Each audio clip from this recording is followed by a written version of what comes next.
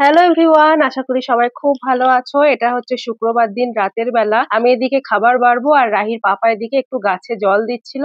আর রাহির তো এটা প্রিয় কাজ, গাছে জল দেওয়ার নামে নিজের একটু জল ঘাটা হবে এই আর কি। তো রাহিও চলে এসেছে সঙ্গে সঙ্গে পাপার হাত থেকে মগটা নিয়ে, ওই কিন্তু গাছে জল দিল।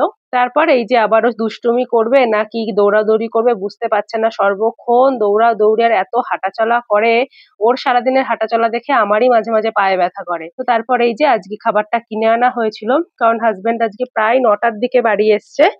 আর রাহিকে নিয়ে আর রাতের রান্নাটা করিনি। অন্যদিন কি হয়, সারাদিনটা তো কোনো রকম কাটে, তারপর সন্ধ্যার পর হাজবেন্ড ফিরে আসলে ও একটু রাহিকে ধরে আর আমি এদিকে ভালোভাবে রাতের রান্না বান্নাটা করতে পারি। তো ও আজকে বললো রান্নার আজকে করতে হবে না, আমি খাবারটা কিনে নিয়ে যাচ্ছি। খাবার কিনে নিয়ে আসলে তো রান্না বান্নার কোনো ঝামেলা নেই, খুব ভালোভাবেই রাতের খাওয়াটা হয়ে যাবে। তো তারপর এই যে খাবারটা বেড়ে নিচ্ছি। দুটো চিকেন বিরিয়ানি এনেছিল। কাল শুক্রবার আমিষ খাওয়ার পর পরপর দুদিন থাকবে নিরামিষ খাওয়া, যেমন আজ শনিবার আমরা নিরামিষ খাই, তারপর রোববার থাকবে নীল ষষ্ঠী, সেদিনকে উপোস থাকবে। আর সাথে এই যে স্যালাড ছিল, স্যালাডটাকে আমি খুব ভালো করে ধুয়ে নিয়েছি। তারপর এই যে আমরা খেতে বসে পড়বো। আর রাহি একটুও খেলো না, অন্য দিন একটু বিরিয়ানিও ভালোই বাসে, খাই দেখি।